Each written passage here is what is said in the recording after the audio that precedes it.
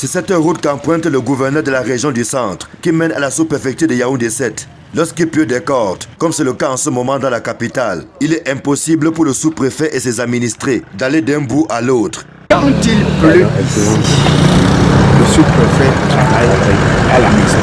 Depuis 2012 que je suis ici, là, on vit des mêmes situations. Mais au fur et à mesure que la population arrive et l'entrée des camions, ça a foutu carrément la route. Impuissant, le maire de Yaoundé 7 ne sait à quel sens se vouer. On est en plein Yaoundé, la population qui est là-bas est énorme. Mais qu'est-ce qu'on peut faire?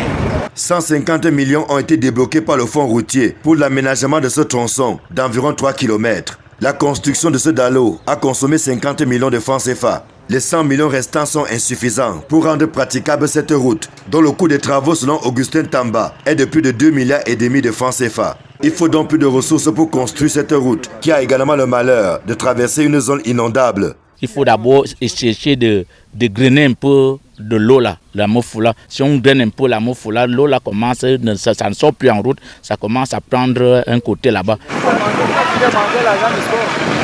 Autre tronçon qui donne du tournis aux populations, c'est celui qui traverse Etetak en direction du carrefour Oyomabang. Plusieurs fois annoncé, sa réhabilitation tarde à prendre corps sur le terrain. Avec les abondantes pluies qui arrosent la capitale, il est devenu impraticable comme on le voit.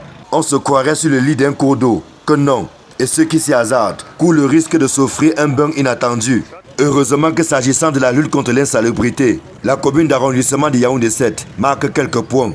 Pour le moment, je suis satisfait dans la mesure où les efforts sont faits.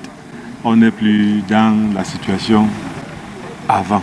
Les oreilles sont donc tournées vers les décideurs afin que les projets routiers en cours d'exécution ou annoncés puissent se concrétiser sur le terrain, au grand soulagement des populations de Yaoundé 7.